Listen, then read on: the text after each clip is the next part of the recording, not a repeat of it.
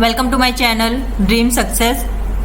आज हम इस वीडियो में एक नया टॉपिक बौद्ध धर्म में गौतम बुद्ध की जीवनी एवं शिक्षाएं, उनकी बायोग्राफी एंड टीचिंग्स को स्टडी करेंगे।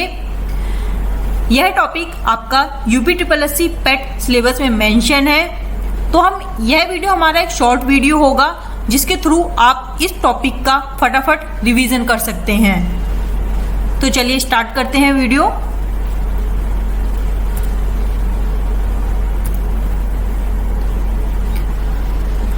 गौतम बुद्ध का पूरा नाम सिद्धार्थ गौतम बुद्ध था।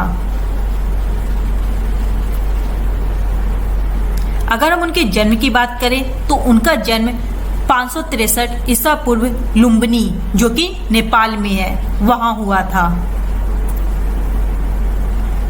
और उनकी मृत्यु 463 ईसा पूर्व कुशीनगर में हुई थी। ये अराउंड हम ये कह सकते हैं कि 80 साल जिंदा रहे। और इनके पिता का नाम शुद्धोधन, जो कि शाक्य क्षत्रिय वंश के थे।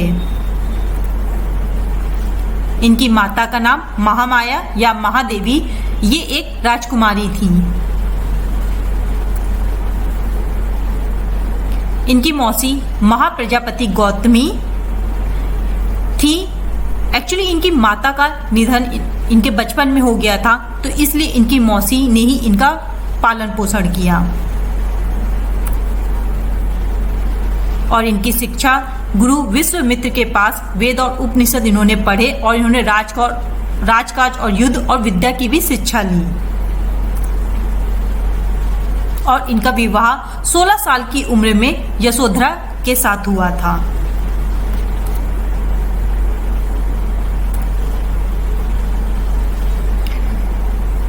आगे हम बात करें तो 29 वर्ष की आयु में बुद्ध ने अपने जीवन में 4 दृश्य देखे जो उन्हें त्याग के मार्ग पर ले गए।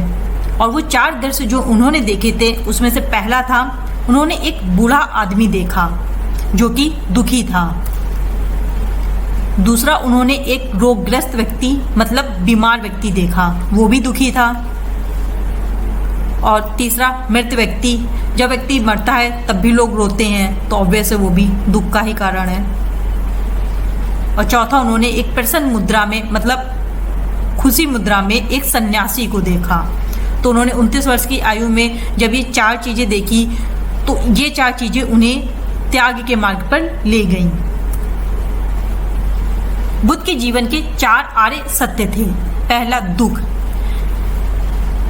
उनका था कि जीवन दुख से भरा हुआ है। दूसरा, दुख समुदाय, कि यह सिर्फ अकेला नहीं है, यह एक समुदाय में है। तीसरा, दुख निरोध ये होता है कि उनका कहना था कि अगर दुख है तो उसका निवारण भी है, उसको दूर किया जा सकता है। तो उसी में ही चौथा है दुख मार्ग, कि दुख कैसे हम इसको दूर करेंगे। और उनको दूर करने के इनके अष्टांगिक 8 मार्ग थे, जिसमें से पहला था सम्यक दृष्टि, कि सही देखो।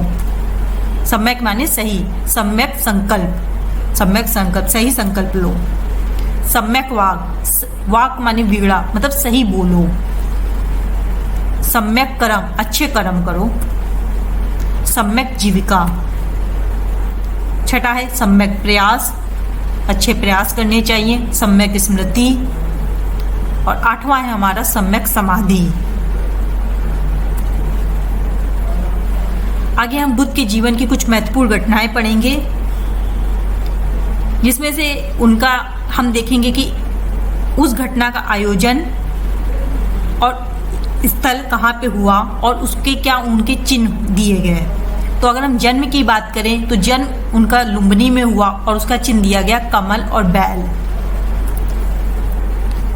इसी तरह जब उन्होंने गृह त्यागा तो उस गृह त्याग को बोला गया महाविनिष्क्रमण और उसका चिन्ह दिया गया घोड़ा।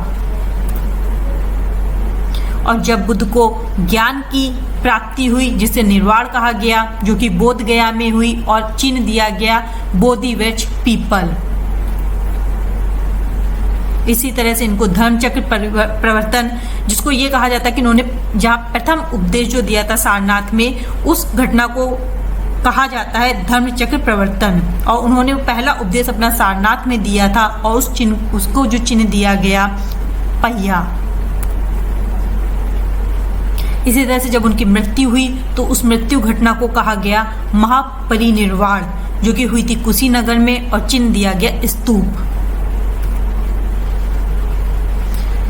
बौद्ध की संगीतिया की अगर हम बात करें, मतलब सभा भी हम कह सकते हैं इसको, तो जो उनकी प्रथम सभा हुई थी वो अजातशत्रु के शासनकाल में हुई थी, राजगृह में हुई थी और समय था 483 ईसा पूर्व, और अध्यक्ष थे उस टाइम पे महाकश्यप।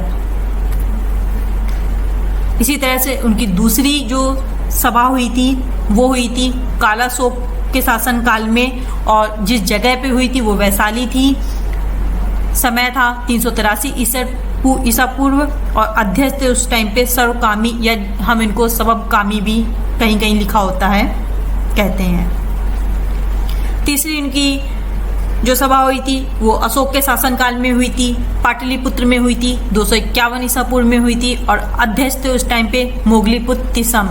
प्रथम, द्वितीय और तृतीय जो सभाएं हुई थी वो हमारी कह सकते हैं कि उस टाइम पे जो स्थल हुए थे वो बिहार में पड़े थे, राजगृह, वैशाली, पाटलिपुत्र।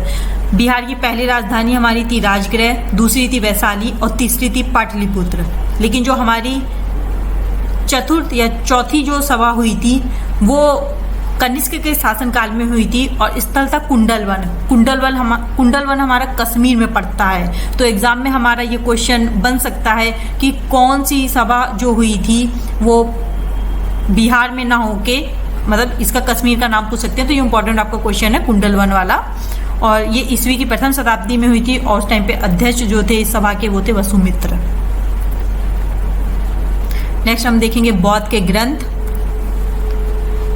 तो अधिकांश अगर देखा जाए तो बौद्ध ने जो ग्रंथों की रचना करी थी पाली भाषा में हुई थी, और उसमें जो महत्वपूर्ण था वो तो Tripitaka. Exam point of view से भी ये इम्पोर्टेंट है। त्रिपिटक की अगर हम बात करें तो पहला उसमें है त्रिपिटक, मतलब 3 पिटक। तो पहला पिटक जो है वो सुत्त पिटक, इसमें बौद्ध धर्म के सिद्धांतों का उल्लेख है। दूसरा ऐसे ही विनय पिटक, इसमें बौद्ध संघ के नियमों का उल्लेख है। और तीसरा है अभिधम पिटक, इसमें बौद्ध दर्शन पर प्रकाश डाला गया है। तो आगे देखते हैं कि आगे चलकर बौद्ध धर्म कई संप्रदायों में विभक्त हो गया, जिसमें से हमारे प्रमुख था, एक था हीनयान और दूसरा था महायान। हीनयान जो था ये महात्मा बुद्ध के दर्शन तथा सिद्धांतों में विश्वास करने वाला संप्रदाय था। एक तरीके से हम ये भी कह सकते कि ये रूढ़िवाद था। और जो महायान था ये बुद्ध के साथ बोधिसत्वों के जीवन तथा सिद्धांतों में भी विश्वास रखता था। ये थोड़ा परिवर्तनवादी था, ये मतलब कि परिवर्तन करना चाहता था, लेकिन हीनयान था ये बिल्कुल भी परिवर्तन करना नहीं चाहता था। तो इस तरीके से जो हमारे प्रमुख जो 2 संप्रदाय उभर के आए आगे चलकर, वो 2 विभागों में विभक्त हुआ, एक था हीनयान और एक था महायान। कुछ हम की पॉइंट्स की बात करें तो पहला है कि बौद्ध धर्म के त्रिरत्न थे, पहला बुद्ध, दूसरा धम्म और तीसरा संघ। नेक्स्ट है हमारा गृह त्यागने के बाद महात्मा बुद्ध अलार कलाम के शिष्य बने। अगर ये पूछा जाए कि गृह त्यागने के बाद सबसे पहले गुरु कौन थे महात्मा बुद्ध के, तो वो थे अलार कलाम। और महात्मा बुद्ध ने अपना पहला उपदेश सारनाथ उत्तर प्रदेश में दिया, जो धर्म चक्र प्रवर्तन कहलाया। ये जो हमने पहले डिस्कस भी किया था। और महात्मा बुद्ध ने अपने सबसे ज्यादा उपदेश श्रावस्ती में दिया था। तो बस यहाँ से ये गौतम बुद्ध का चैप्टर खत्म होता है। और thank you guys for watching this video, and please subscribe my channel and also like and share this video.